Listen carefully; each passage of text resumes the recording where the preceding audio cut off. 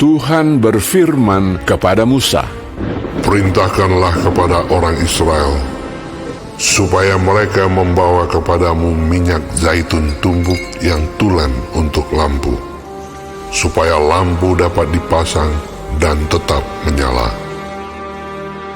Harun harus tetap mengatur lampu-lampu itu di depan tabir yang menutupi tabut hukum di dalam kemah pertemuan, dari petang sampai pagi di hadapan Tuhan. Itulah suatu ketetapan untuk selama-lamanya bagimu turun-temurun. Di atas kandil dari emas murni haruslah tetap diaturnya lampu-lampu itu di hadapan Tuhan. Engkau harus mengambil tepung yang terbaik dan membakar 12 roti bundar daripadanya. Setiap roti bundar harus dibuat dari 2/10 eva. Engkau harus mengaturnya menjadi 2 susun, 6 buah sesusun di atas meja dari emas murni itu di hadapan Tuhan.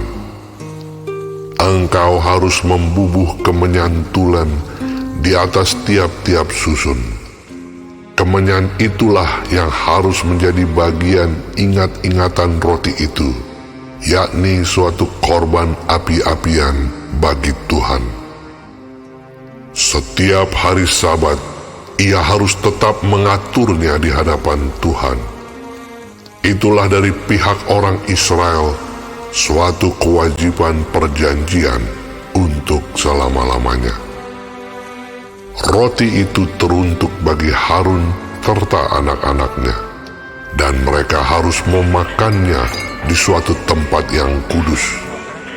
Itulah bagian maha kudus baginya dari segala korban api-apian Tuhan.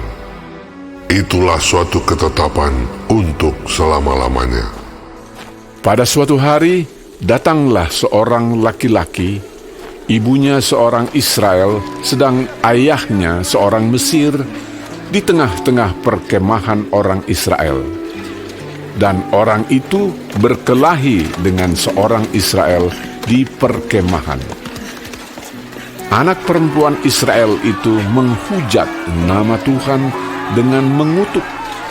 Lalu dibawalah ia kepada Musa. Nama ibunya ialah Selomit binti Dibri dari suku Dan. Ia dimasukkan dalam tahanan untuk menantikan keputusan sesuai dengan firman Tuhan. Lalu berfirmanlah Tuhan kepada Musa, "Bawalah orang yang mengutuk itu keluar perkemahan, dan semua orang yang mendengar haruslah meletakkan tangannya ke atas kepala orang itu. Sesudahnya, haruslah seluruh jemaah itu melontari dia dengan batu. Engkau harus mengatakan kepada orang Israel begini: setiap orang yang mengutuki Allah harus menanggung kesalahannya sendiri. Siapa yang menghujat nama Tuhan, pastilah ia dihukum mati dan dilontari dengan batu oleh seluruh jemaah itu. Baik orang asing maupun orang Israel asli, bila ia menghujat nama Tuhan, haruslah dihukum mati.